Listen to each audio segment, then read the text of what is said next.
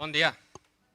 Buenos días. En la providencia de Dios, que no hace nada casualmente, el otro día estábamos hablando con el pastor Josep acerca de estas cuestiones de orden, y si habéis leído el texto... ¿Alguien se le ha ido el dedo en la pantalla? Si habéis leído el texto en el que vamos a meditar esta mañana, ¿sobre qué trata? Los que lo habéis leído. Sobre el orden en la iglesia. Cómo se organiza la iglesia para llevar a cabo la misión que tiene encomendada.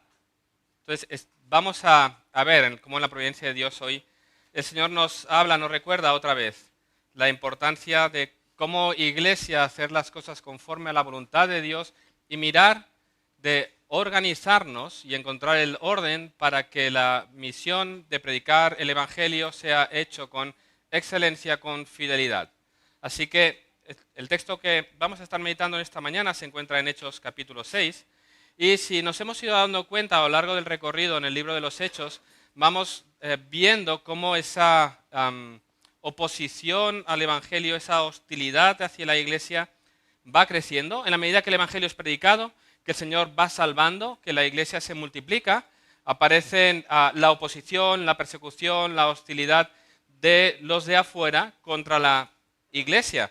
La oposición es cada vez más fuerte y llegará al punto, como veremos en pocas semanas, al asesinato de Esteban, ¿no? Vamos a ir viendo cómo esa persecución cada vez es más violenta, al punto de que uno de los discípulos de Jesús será asesinado y eso provocará la dispersión de la iglesia fuera de Jerusalén.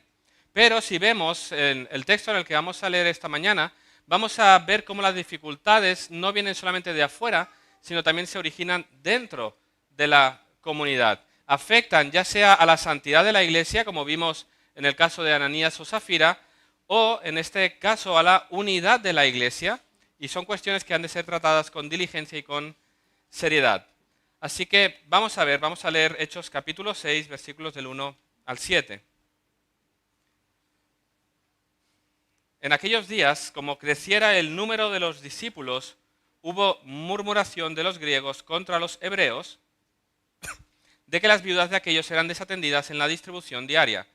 Entonces los 12 convocaron a la multitud de los discípulos y dijeron: no es justo que nosotros dejemos la palabra de Dios para servir a las mesas.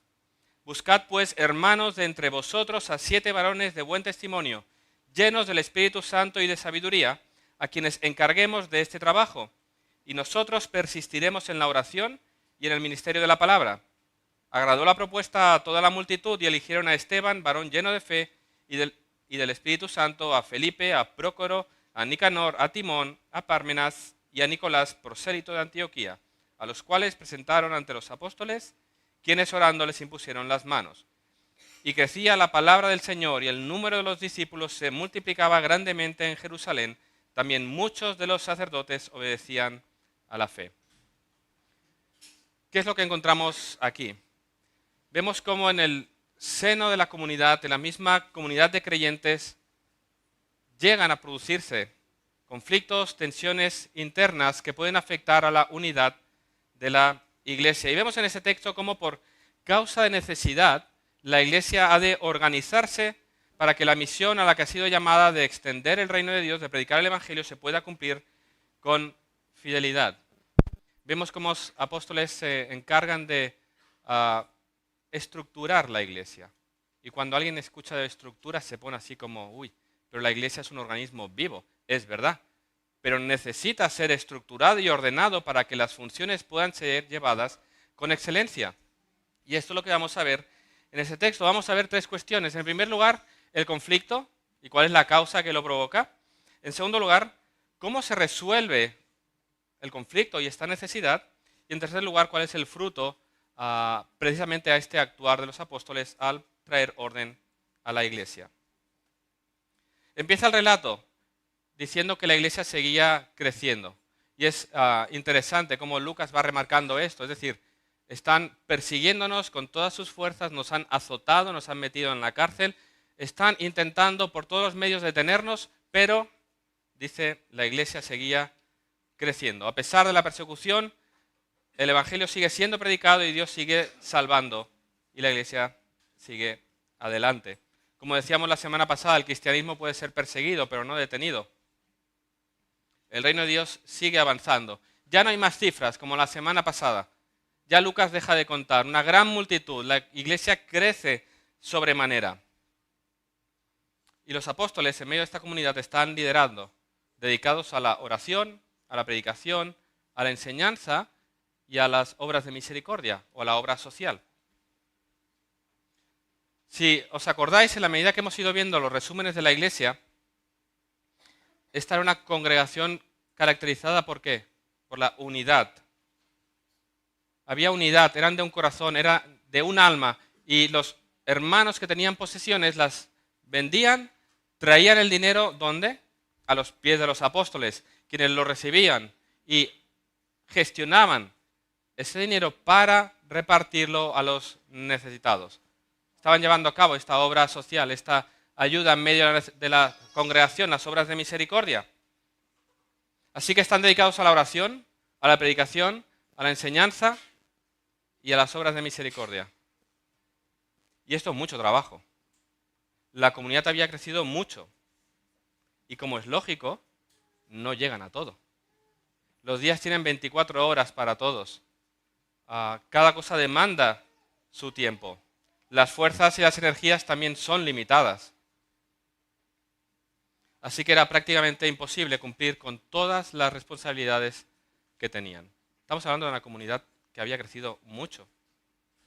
¿Qué sucede? Inevitablemente esto repercute en la congregación. Y al no poder llegar a todo, hay cosas que se hacen mal. Hay necesidades que no son satisfechas. Y eso acaba, como vemos en este caso, generando tensión y conflicto dentro de la comunidad. En este caso en concreto, tensiones y conflictos entre dos grupos de la congregación. Vemos que se nos dice que los creyentes de origen griego se quejaban de que las viudas de los suyos, de los griegos, no estaban siendo bien tratadas, se sentían despreciadas en un sentido, no cuidadas. Decían que había preferencia hacia las viudas de origen judío que las de origen griego, origen hebreo, más nativo. Estos dos grupos son los judíos nativos de habla hebrea y el otro grupo, los que se denominan griegos, son judíos de la diáspora de fuera de Jerusalén, que habían crecido en una cultura griega, hablaban el griego, por eso esas dos distinciones eran como dos grupos, los judíos de origen griego, los judíos de origen hebreo. No son gentiles los griegos, son judíos, pero hablan en griego. Entonces, había dos grupos, tú eres hebreo, tú eres griego, y hay una tensión, un conflicto en medio de ellos, porque dicen los griegos, nuestras viudas no están siendo bien cuidadas por vosotros, tenéis preferencia por los vuestros, los nuestros son de segunda. Como hemos ido viendo a lo largo de la serie e iremos viendo, y nuestra experiencia nos lo muestra, no hay iglesia perfecta. Estamos en el camino o debemos esforzarnos en procurar esa perfección, una comunidad que sea conforme a la voluntad de Dios, que vive, habla y actúa conforme a la voluntad de Dios. Pero en el camino nos encontraremos, como los apóstoles, con cuestiones como esta. Cuestiones que afectan a la unidad de la iglesia. Esta era una iglesia formada, como decía, por gentes de diferentes culturas. Aquí hay gentes de diferentes orígenes. Cada uno venimos de nuestro lugar, de nuestra lengua, de nuestra cultura. Cada uno de nosotros somos diferentes. La iglesia es este grupo multicultural de personas que tienen una cosa en común, y es Cristo. Y esa unidad estaba siendo afectada. Entonces, vemos en la forma en que Lucas describe la situación que se nos muestra que el hecho de la desatención no era intencional, no era un acto deliberado, no era nada personal, sino era por causa de la incapacidad de gestionar todas las tareas que tenían encima de ellos. El problema no era el crecimiento de la iglesia, sino que ese crecimiento generaba necesidades que no estaban siendo bien tratadas porque no había una buena organización. Entonces, estas situaciones surgirán. ¿Cómo se resuelven? las tensiones, las diferencias, los conflictos dentro de la comunidad. ¿Cómo se guarda la unidad de la iglesia cuando hay elementos dentro que afectan esa unidad? Porque pueden surgir necesidades importantes.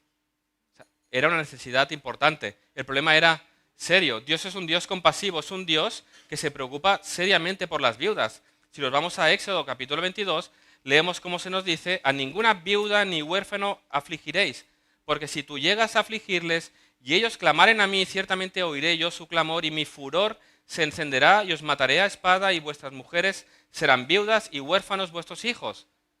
Es decir, el problema es real, no es imaginado, hay un hecho. Y esto estaba siendo desatendido. Ahora, ¿cómo se resuelve? Te voy a decir cómo no. Con la murmuración. Fijaros, en vez de acercarse a los apóstoles y decirles: mirad, hay un problema. Las viudas de los griegos, nuestras viudas, se sienten que no están siendo bien atendidas. Deberíamos mirar, o deberíais mirar, la manera en que esto se puede resolver. No hacen esto. ¿Qué es lo que nos dice el texto? Hubo murmuración de los griegos contra los hebreos. Unos hermanos criticando a otros hermanos, generando división, generando conflicto. No se nos dice qué dirían. Mira a estos que se creen superiores a nosotros, como ellos son aquí 100% nativos. Mira a estos que tanto hablan de amor y unidad y luego míralos cómo no se preocupan por los otros. Si estuviera yo no pasarían estas cosas. Y otras maneras que podemos llegar a imaginar, que quizás hemos escuchado, que quizás hemos dicho, que hemos pensado. Cuando la murmuración entre hermanos empieza a correr, se llegan a decir y pensar barbaridades. Incluso se difama el carácter, se cuestionan las motivaciones detrás de las acciones. La murmuración destruye la comunidad. Es como un cáncer que poco a poco se va extendiendo, va afectando a partes hasta que llega a generar este gran mal y destruye la unidad de la congregación. Como he dicho, el problema era real. Había una necesidad real. Había personas que estaban siendo afectadas verdaderamente. Pero la murmuración no es la solución. La murmuración en la palabra se nos muestra como un pecado grave. Y el término que se usa aquí es el mismo que se usa en la Septuaginta, la traducción griega del Antiguo Testamento, cuando se describe la murmuración del pueblo contra Moisés. Cuando tenía sed, cuando tenían hambres o cuando les apetecía. Murmuraban. Y esa murmuración en más de una ocasión produjo la ira de Dios contra el pueblo murmurador. Por lo tanto, los apóstoles son conscientes de que eso no está bien. Algo está pasando. El problema aquí era organizativo, no personal, no era de clasismo, pero algunos estaban diciendo que esto era así. Estaban diciendo, hay unos que están siendo despreciados por otros. Como digo, se están juzgando las intenciones del corazón cuando el problema es de tiempo, no de clasismo, no de clases sociales. Cuando alguien venga y te presente una queja, no hagas correr ese rumor, no hagas correr esa murmuración. ¿Has hablado con la persona? Tú que me estás presentando esta queja, ¿has ido a preguntar la motivación? ¿Has ido a presentar la cuestión? Porque gracias a Dios que has visto esa necesidad en medio nuestro. Ve si habla con el pastor, ve si habla con los diáconos, a ver de qué manera podemos resolver esta situación. No hagas correr el rumor, la murmuración. Mira a estos que no. La murmuración no resuelve los conflictos, los agrava. Los creyentes somos llamados a ser pacificadores. Alguien que siembra la armonía en el hogar, la armonía entre los hermanos, la armonía con el liderazgo de la iglesia. Los cristianos somos llamados a procurar la paz, a procurar guardar la unidad que tenemos en Cristo, a no hacer nada que pueda afectar esa unidad y proteger a la iglesia precisamente de estas cosas. Así que, ¿cómo no se resuelve? Con la murmuración. Quitemos ese cáncer de en medio, porque solo produce división y pone a los hermanos unos contra otros. ¿Cómo resuelven los apóstoles el conflicto? Porque al final llega la queja a los oídos de los apóstoles. Cuando empieza a haber ese murmullo, al final llega algo a los oídos de los apóstoles. Generó ruido en medio de la comunidad. Y cuando ellos fueron conscientes de la situación, convocaron a la iglesia y dijeron, esto hay que tratarlo. Una vez más vemos a los apóstoles siendo diligentes a la hora de tratar con los asuntos que afectan a la unidad o la santidad de la iglesia. Es decir, con Ananías y Zafira, el pecado fue tratado de manera diligente, de manera seria, y el pecado tenía que ser quitado de en medio porque afectaba a la santidad de la iglesia. Ahora hay un problema que afecta a la unidad de la iglesia, por lo tanto, como en la otra ocasión, no vamos a barrer bajo la alfombra como si no pasara nada. Convocamos a la congregación y vamos a tratar con el asunto. Y ahora quiero que veamos que aprendamos cómo ellos gestionan la situación para nosotros actuar también de la misma manera. No los vemos responder con orgullo, sino que en todo vemos el reconocimiento humilde del error. No hay un intento de justificarse, de defenderse o de culpar a otros. Ellos ven una necesidad que ha de ser tratada y subsanada. No convocan a la iglesia para tratar el asunto de la murmuración, llaman a la iglesia para tratar el asunto de la necesidad, de cómo hacemos para resolver el origen de este conflicto. Ellos van a tratar con la necesidad que ha generado esta murmuración. No vemos a los apóstoles decir, mira estos que nos vienen a decir a nosotros. ¿Quién eres tú para decirme esto? Ellos toman la verdad detrás de la queja y tratan con ella. Esto lo he comentado en muchas ocasiones. En ocasiones los hermanos vendrán a intentar ayudarnos, a señalar algo en nuestras vidas que no está bien. Y no vendrán con las mejores formas. Y no vendrán con las mejores palabras ni la mejor actitud. Nuestra tendencia natural es rechazas a la persona completamente. ¿Qué es lo que debemos hacer? Mira si detrás de la queja hay algo de verdad. Si están diciendo algo que realmente hay en tu corazón, y toma esa verdad. Y corrige lo que tengas que corregir en tu vida. Y luego le dices, gracias hermano, pero la próxima vez por favor con un poco más de amor. Tomo esa verdad, en el caso de que haya. Porque en ocasiones juzgamos las intenciones del corazón y nosotros no vemos el corazón. Entonces hay que corregir. Esto no es así. Pero en ocasiones nos corregimos mal. Con las palabras, con la actitud. Toma la verdad que hay detrás. Y luego trabajemos la manera en que se trata esta cuestión. No intentemos justificarnos, defendernos, culpar a otros, culpar a las circunstancias. Nuestra primera respuesta raramente es el reconocimiento de que hemos hecho algo mal. Buscamos echar pelotas fuera. Pero es importante considerar qué hay de verdad detrás de ello. Y detrás de la murmuración, que es pecado. Detrás de todo eso que estaba corriendo por allá, que estaba generando división en medio de la iglesia. Había una cuestión que era cierta. Había unas mujeres que estaban sufriendo desatención porque los apóstoles no estaban haciendo bien su trabajo. Y eso es lo que van a tratar. Los 12 convocan a la iglesia. Y si lo que estaba en duda era el carácter de los apóstoles, ellos van a disipar cualquier duda tratando precisamente con el asunto directamente. Y a la hora de responder ellos, lo que nos muestran es, y nos enseñan, cuál es la prioridad de los apóstoles y a la vez la prioridad en la iglesia. Ellos tienen claro cuál es el llamado para ellos, cuál es el llamado para la iglesia, cuál es la visión de la iglesia. Ellos tienen claro qué es. Ellos han sido llamados para predicar el evangelio a todas las naciones, para que ese evangelio llegue a todas las naciones. A esto habían sido llamados. Leíamos en el capítulo 1, versículo 8, me seréis testigos en Jerusalén, en toda Judea, en Samaria y hasta lo último de la tierra. Ellos no están justificando, ellos no se ponen a la defensiva, sino que son realistas y plantean una cuestión que tiene que ver con prioridades. Y reconocen que es necesario tratar con esta necesidad. Y por eso plantean crear un cuerpo de hombres que pueda resolver esa necesidad.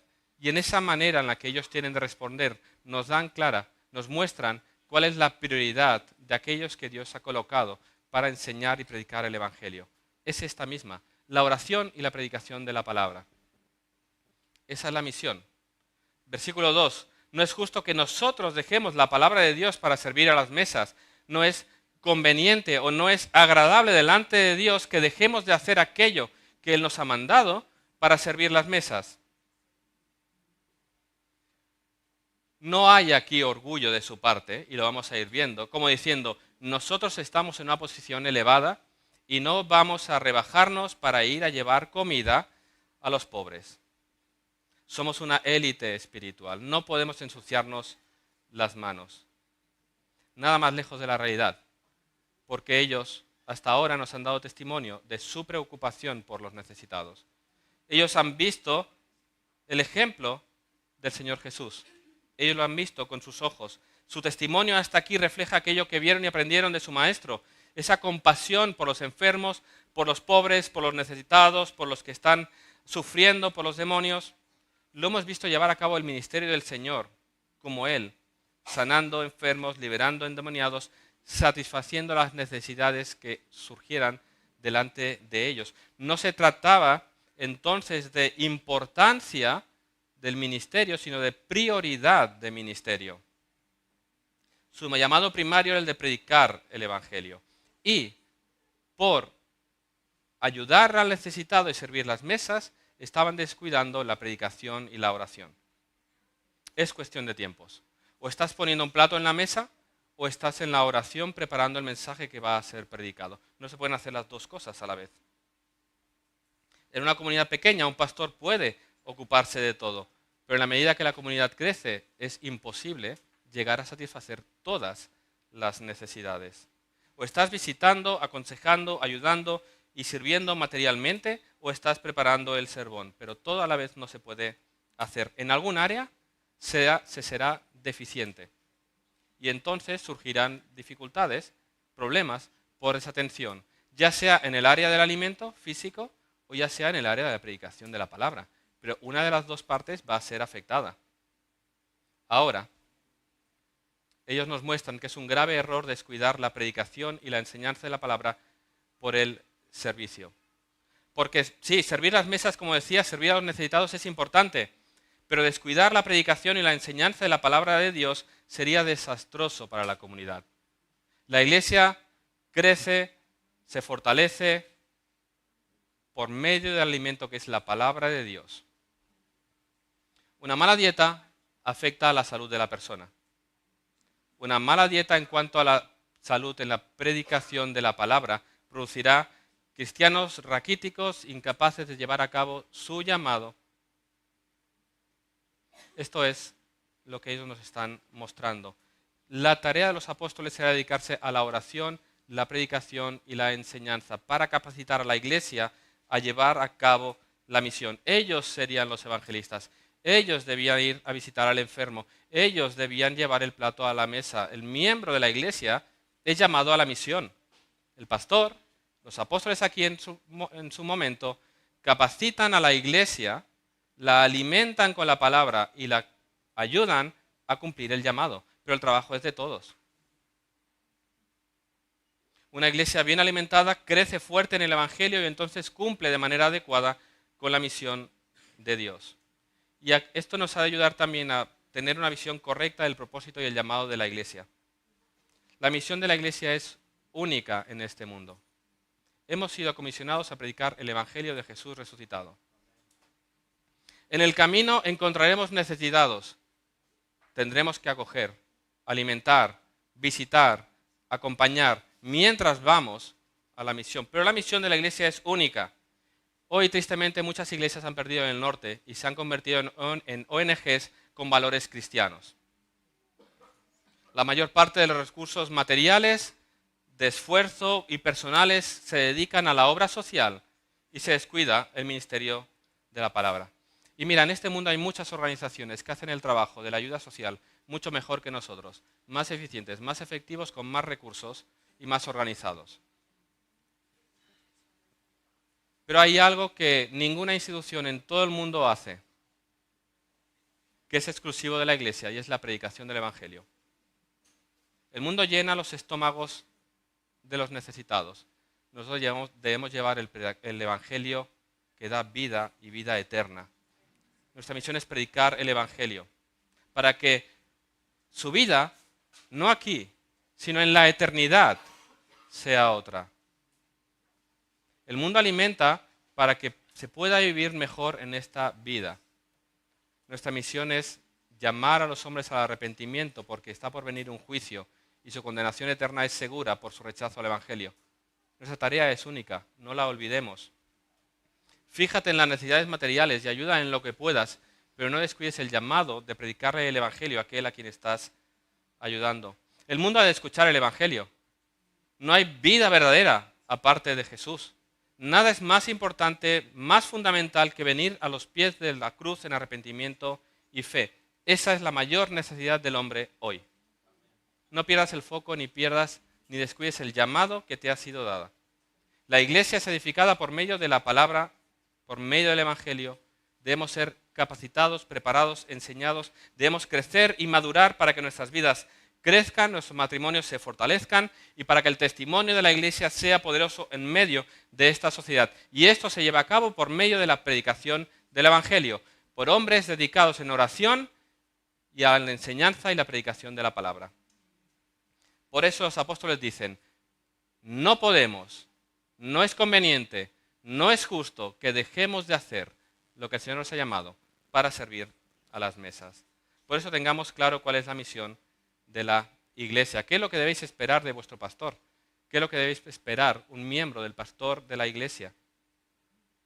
Porque muchas ocupaciones pueden ocupar la agenda. ¿De qué manera los miembros y la iglesia ayuda a que el pastor pueda llevar a cabo con diligencia, con seriedad, con el tiempo necesario la tarea a la cual ha sido llamado? Es importante, como decía, para que haya un buen estudio de la palabra, un tiempo de oración para que la palabra sea predicada con fidelidad, con profundidad y con claridad. Porque si no, si se tienen que hacer todas las cosas, lo que se acaba preparando es un plato precocinado calentando en el microondas. Y si eso lo haces para desayunar, para comer y para cenar, o te dedicas a comer comida basura, tu salud en poco va a ser afectada, seriamente.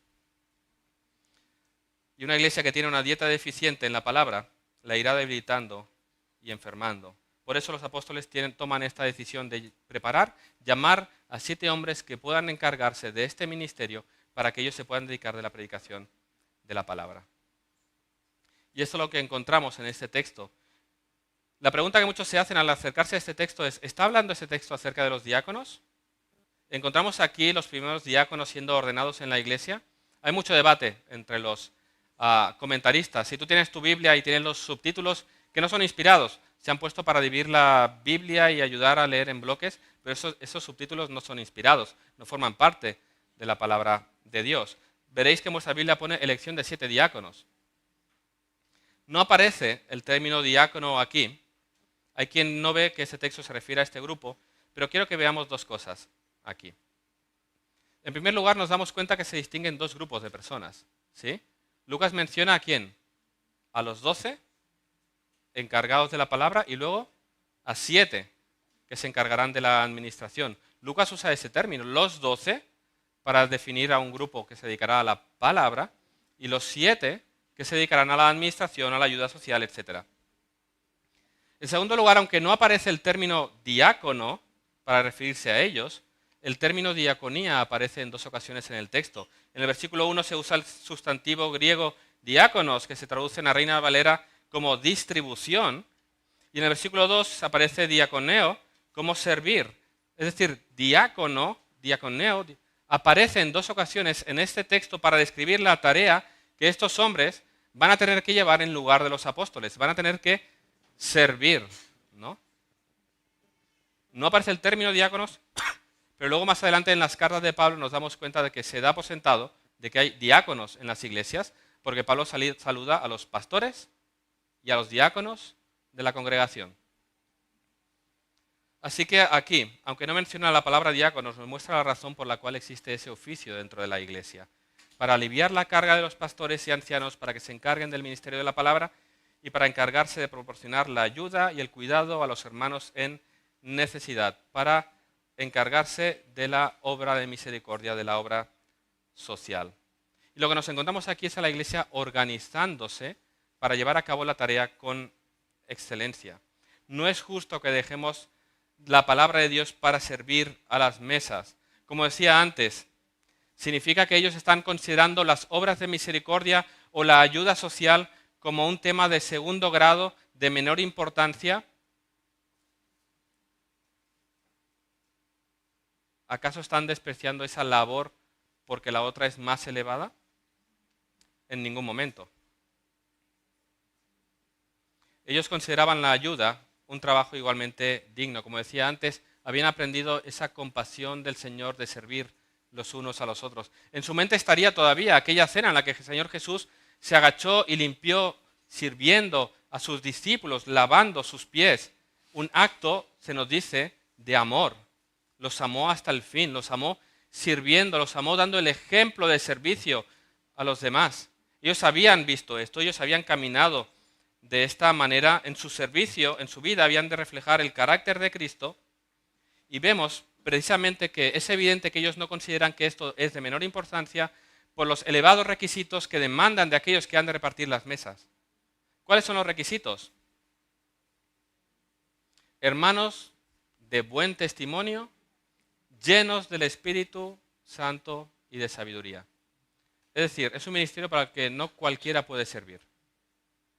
Debían ser hombres de buen testimonio, que no tuvieran mancha, que no se pudiera poner en duda su honestidad. Ellos iban a gestionar el dinero para ayudar a los necesitados. Debían hacer un buen uso, debían ser transparentes, debían ser honestos, no debería haber engaño en ellos. Debían encargarse de administrar los recursos de la iglesia por el bien de los hermanos en necesidad. Si había habido un conflicto de administración, debían ser hombres honestos, de buen testimonio, en los cuales no se pudiera dudar de su honradez a la hora de tratar con los asuntos de dinero o de servicio de administración. Hombres llenos del Espíritu Santo, es decir, hombres que están completamente controlados por el Espíritu, cuyas palabras, pensamientos, acciones, todo está gobernado por el Espíritu, que se hace evidente la obra del Espíritu, ese carácter de Cristo reflejado en ellos para que puedan servir. Hombres llenos de sabiduría, porque tienen que llevar a cabo la tarea de ayudar al necesitado y han de poder discernir quién es verdaderamente necesitado y quién no, porque hay quienes están en necesidad por una mala administración. Ellos tenían que discernir, debían ser hombres sabios. Por lo tanto, los requisitos son elevados porque esa tarea es importante. Es el cuidado material de los hermanos, de las necesidades. Y fijaros cómo cuando el Señor llama, cuando el Señor tiene que comisionar a alguien para hacer algo, estos requisitos, ¿de qué nos hablan? ¿Qué es lo que se busca? ¿Qué es lo que es fundamental para el Señor cuando hay que llamar un pastor, un diácono, poner a alguien a servir? Carácter. Carácter. No está diciendo, vamos a ver los currículums, vamos a ver qué títulos tienen los hermanos, vamos a ver quién tiene más carisma, vamos a ver quién tiene más capacidad. No, dicen, vamos a buscar el carácter de Cristo en aquellos que han de encargarse de la ayuda. Dios está más interesado en el carácter que en las capacidades. Claro, las capacidades son importantes y así deberíamos hacer nosotros. Si yo ahora vengo al grupo de alabanza y les digo que quiero cantar y tocar la guitarra y me escuchan cuando hagan el ensayo, me dirán, gracias por tu corazón, tu disposición, deja el currículum y ya te llamaremos. Tengo todo el corazón, quiero servir, yo creo que, pero no están las capacidades. Ahora, ¿cuál es nuestra tendencia? Mirar capacidades. Este hombre toca muy bien la guitarra. Su familia es un desastre, pero es que es un genio con la guitarra. Este hombre tiene una capacidad de oratoria excelente, es que te vende cualquier cosa. Este tiene que tener un ministerio de enseñanza y su corazón. El Señor primero mira el corazón de aquellos que han de servir. Las capacidades se aprenden, todos tenemos dones y talentos que el Señor nos ha dado, nos recordó el hermano Daniel, pero el Señor mira el corazón de aquellos que han de servir, la disposición, el carácter. Él está buscando a hombres llenos del Espíritu, gobernados por el Espíritu, de sabiduría y de buen testimonio para servir. Claro, buscarán a aquellos que sepan también administrar los recursos, pero el énfasis está siempre en el carácter, porque han de servir administrando los bienes de la iglesia, que es la iglesia de Cristo, y deben usarlo para el bien de sus hermanos y la gloria de Dios. Y para eso debe ser un hombre cuyo corazón esté gobernado por el Espíritu Santo. Y eso es lo que hacen los apóstoles. Le dicen a la congregación, buscad a hombres que cumplan estos requisitos. Eso agradó a la comunidad. Y es interesante escuchar cómo esto agradó, porque de repente esa división, esa queja desaparece y vuelve a haber esa unidad, ese corazón y alma, porque agradó a todos, hubo unanimidad, hubo unidad en medio de la congregación al decir, es verdad, esto es lo que debemos hacer, vamos a resolverlo. Así tratan con la murmuración y la división, ¿eh? Van al problema y lo resuelven y ahí volvemos a encontrarnos con unidad. ¿Qué manera más contundente de cortar la murmuración? Y mostrar que no hay sentimiento de superioridad de unos para con otros. Porque ¿sabéis a quiénes escogen? A 7 griegos. ¿Os habéis fijado en los nombres? Eran 7 griegos. Es decir, se está acusando que las viudas de los griegos están siendo descuidados. Ok, pues venga. Encargaros de alimentar no solo a los griegos, sino también a los hebreos. Ahí vemos la sabiduría de la congregación, liderada por los apóstoles, para tomar una decisión buena delante de Dios. Esa queja de la murmuración por mala administración deja de ser. Y vemos a la iglesia estableciendo una estructura que la ayudará a llevar a cabo la misión con excelencia. Los apóstoles dicen ahora, nos vamos a dedicar a la oración y la enseñanza con todas nuestras fuerzas. Y vosotros, hermanos, dedicaros a ayudar a los necesitados en medio de la congregación. Y cada uno dedica completamente sus fuerzas y energía al llamado. ¿Significa esto que los apóstoles ya nunca más van a servir una mesa? No. Más adelante, en Hechos 20, 34 y 35, Pablo enfatiza la importancia de ocuparse de los pobres. Dice, antes vosotros sabéis que para lo que me ha sido necesario a mí y a los que están conmigo, estas manos me han servido. En todo os he enseñado que trabajando así se debe ayudar a los necesitados y recordar las palabras del Señor Jesús que dijo, más bienaventurado es dar que recibir. Por lo tanto, ¿significa esto que los apóstoles dicen, nos hemos quitado esto de encima? No, nos hemos quitado la responsabilidad en un sentido de que se encargan otros, pero si hay una necesidad voy a poner el plato, voy a barrer la iglesia, voy a hacer lo que sea necesario. Pero en la medida en que la iglesia se ocupe, no solamente el cuerpo de diáconos, sino la iglesia en general se ocupe de servirnos los unos a los otros, esa carga desaparece de los pastores y se pueden dedicar a la tarea a la que han sido llamados para el bien de la congregación. Así que sí, la iglesia es un cuerpo orgánico y organizarse y tener orden es necesario precisamente para que las cosas vayan bien. Las estructuras y la organización es buena siempre y cuando sirva para el bien del avance del Evangelio. Ahora, ¿cómo nos organicemos dentro? Es otra cosa. No vamos a cambiar los oficios ordenados por la palabra. Pastores, ancianos, obispos, por un lado, y diáconos por otro. ¿Sí? Esos son los dos oficios que encontramos en las Escrituras. Ahora, cómo el servicio dentro de la comunidad se organice es otra cosa. Como decía, de la manera que mejor sirva para los propósitos del Evangelio. Y eso implica cambios dentro de la organización. Y los cambios cuestan. Y los cambios son difíciles, porque siempre sale la frase de, siempre se ha hecho así. Entonces, claro, te encuentras aquí a la iglesia y alguien podría decir, ¿por qué tenemos que escoger a estos 7 hombres si siempre los apóstoles se han encargado de esto? El siempre se ha hecho así no es un motivo de peso para seguir haciendo las cosas. La vida de la iglesia, como vemos aquí, al ser por el mismo crecimiento, por el contexto en el que nos encontramos, surgen diferentes necesidades. Aquí había viudas. Cuando ya no haya viudas, ya no necesitamos un ministerio para las viudas. En esta iglesia ya no hay el ministerio de grabación en cassettes. Pregúntale a un joven qué es un cassette. Mi sobrina un día, para referirse al VHS, le dijo ese DVD cuadrado. Eso ya no es más porque ya no es necesario, no cumple, no sirve. Podemos estar grabando los sermones en cassette y los podemos regalar a los miembros. ¿Y dónde los vas a poner? He puesto un ejemplo absurdo y exagerado, solamente para darnos cuenta de que la vida de iglesia en sí comportará cambios dentro de la organización en el servicio, siempre y cuando sean para el bien del Evangelio, que sirvan para el Evangelio. Hay ministerios que un día son y otros no son. Ministerios que no existían y ahora existen. Los apóstoles no tenían que preocuparse en la misión por YouTube. Este ministerio ha surgido por necesidad de ¿qué? De llegar con el Evangelio. Entonces, cambios dentro del servicio en la iglesia son necesarios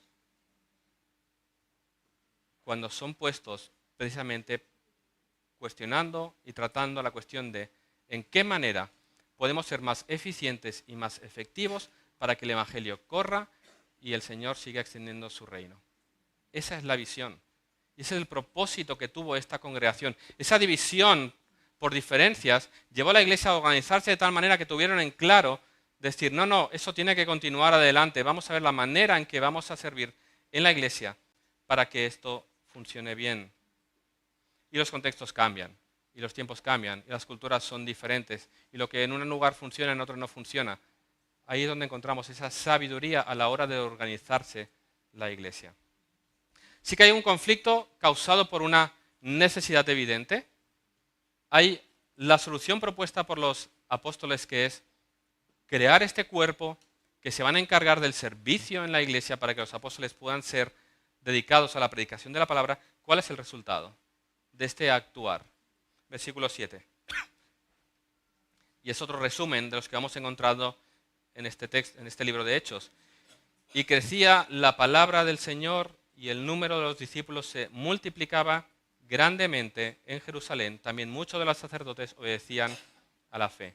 Así describe Lucas el crecimiento de la iglesia. Dice que crecía la palabra del Señor, con los apóstoles dedicados plenamente a la oración, a la enseñanza y a la predicación.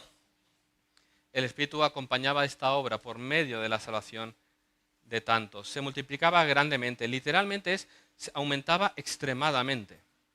Así bendecía el Espíritu a una iglesia que busca conformarse, buscando la voluntad de Dios.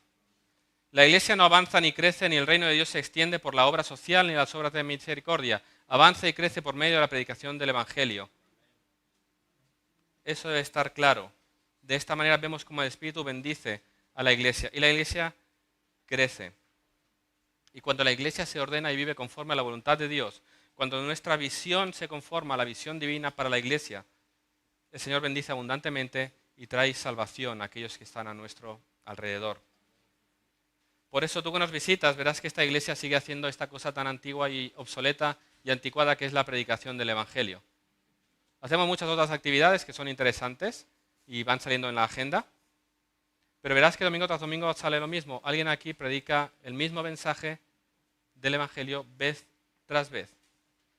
Puedes acercarte, puedes recibir nuestra ayuda material, pero te das cuenta de que no dejamos de predicar el Evangelio porque creemos que esa es la misión de la iglesia. Y te daremos un plato de pan y te predicaremos el Evangelio para que Dios pueda transformar tu vida. Porque para eso vino el Señor Jesús a la tierra. No para darnos una mejor vida, no para llenar nuestros estómagos, no para enseñarnos a cómo vivir en medio de esta sociedad. El Señor Jesús no vino a entregar su vida para llenar nuestros estómagos, sino para darnos perdón de pecados. Él vino a entregar su sangre, a derramar su sangre, a entregar su cuerpo en aquella cruz para sufrir la ira de Dios, para que tú y yo tuviéramos vida verdadera, vida eterna, el perdón de pecados. Por eso predicamos el arrepentimiento y la fe, que vengas a Cristo en arrepentimiento y fe, porque esta es tu mayor necesidad. No es el plato en la mesa, no es el techo, es el Evangelio de Jesucristo, el perdón de pecados. Por eso, iglesia, no perdamos el enfoque. No busquemos edificar una iglesia a nuestra medida, a lo que a mí me gustaría, a lo que yo creo que debería ser, conforme a nuestros planes y deseos, sino conforme a Dios. Que cada uno de nosotros tenga esa disposición de corazón para servir, para procurar una iglesia saludable. Que cuando veas una necesidad, algo que no se está bien, porque hay cosas que no se hacen bien, algún problema que está empezando a surgir, que puede generar tensión o conflicto, no caigas en la murmuración, no alimentes el conflicto, no pongas a los hermanos unos contra otros, no procures la división de la iglesia, no caigas en la crítica, no participes de la murmuración, sino acércate al pastor, acércate a los diáconos y di, mira, está pasando esto. No juzgues intenciones de corazón. A los apóstoles les podían acusar de clasismo y es que no llegaban. No juzgues las motivaciones e intenciones de corazón. No busques siempre pensar lo malo de tu hermano. Examina y ve en tu vida, en tu servicio en esta iglesia, si estás procurando guardar la unidad que tenemos en Cristo. Si tus palabras, tus acciones, tus relaciones con otros miembros están promoviendo la unidad o están promoviendo la división, la tensión y el conflicto. Tengamos esa disposición de edificar, no de destruir. Es la iglesia de Cristo. Mucho cuidado en lo que hacemos con ella. Mucho cuidado en promover la división, el conflicto, la tensión, el mal. Hemos sido llamados para ser pacificadores, para servir en la extensión del reino de Dios, para que el evangelio crezca. Busquemos servir al Señor con excelencia, para su gloria, para que sea glorificado en medio nuestro y que la iglesia sea un testimonio poderoso de esa unidad y ese amor que solo Cristo puede ofrecer. Amén. Vamos a orar. Señor, te damos gracias por tu palabra, te damos gracias porque tú nos has llamado, tú nos has salvado y tú nos has comisionado para llevar a cabo la tarea de la predicación del Evangelio. Y te pedimos, Señor, que nos ayudes a ser fieles al llamado, a no dejarnos engañar, a no dejarnos tampoco dejar llevar por nuestro pecado, por aquellas inclinaciones naturales, por el orgullo, por el egoísmo. Ayúdanos, Señor, a promover la unidad, a promover el amor, a edificar una iglesia fuerte en ti. Y que tú nos uses, Señor, a cada uno de nosotros para que tu iglesia aquí en Manresa sea bendecida, sea edificada y podamos ser un testimonio poderoso en medio de Manresa de tal manera que el Evangelio crezca, que el Evangelio avance, Señor. Que tú seas dado a conocer y que tú seas reconocido como Señor y Salvador. Te lo pedimos en el nombre de Jesús.